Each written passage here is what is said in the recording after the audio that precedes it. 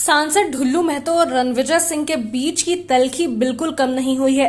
धनबाद के प्रभातम मॉल में हुई दोनों के समर्थकों के बीच भिड़ंत मामले में भले ही पुलिस दोनों के समर्थकों के खिलाफ एफआईआर करके चुप बैठ गई है, लेकिन सांसद ढुल्लू महतो और कांग्रेस नेता रणविजय सिंह के बीच की तल्खी खत्म नहीं हुई है। सांसद ढुल्लू महतो ने अभी हाल ही में एक बैठक में हिलटॉप आउटसोर्सिंग कंपनी के डायरेक्टर कौशल पांडे को थप्पड़ मारकर मुंह तोड़ने की धमकी दी थी। ये सब पुलिस अधिकारियों की मौजूदगी में हुआ और पुलिस अधिकारियों को उन्होंने कहा कि इस बैठक से डायरेक्टर को बाहर किया जाए। विवाद बढ़ता देख आउटसोर्सिंग कंपनी के डायरेक्टर बैठक से बाहर चले गए, लेकिन सांसद के इस क्रियाकलाप के बाद कोयलांचल में एक नई बहस छिड़ गई है कि एक जनप्रतिनिधि का ऐसा व्यवहार कितना उचित है। इस मामले में बोकारो के एक कार्यक्रम में गए कांग्रेस नेता रणविजय सिंह ने कहा कि भगवान सांसद को सद्बुद्धि दे, एक जनप्रतिनिधि की ऐसी भाषा नहीं होनी चाहिए। साथ ही उन्होंने जिस भाषा का प्रयोग किया वो पूरी तरह से अशोभनीय है। वहीं सांसद को अपने पद की गरिमा को समझना चाहिए। रणविजय सिंह ने अभी हाल के धनबाद पुलिस एक्शन की सराहना करते हुए कहा कि कई कुख्यात अपराधियों की गिरफ्तारी हुई है, जिस वजह से धनबाद में शांति बनी रहेगी।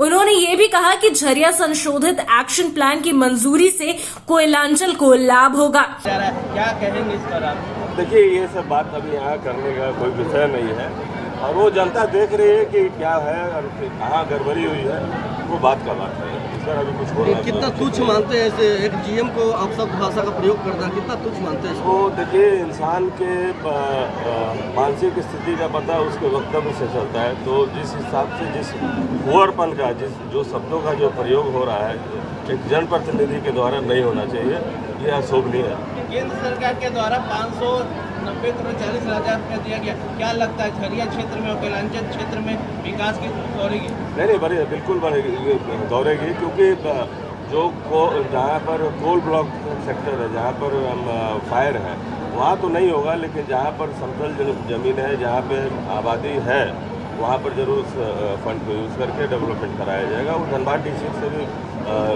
ये सर्वे कराया जा रहा है। तो देखा जाता है कि गोलीबारी की घटनाएं भी होती हैं, तो उसको लेकर के क्या प्रशासन? देखिए, प्रशासन पूरे तरीके से मुस्तैद है। अभी पिछले दिनों ही धनबाद में जो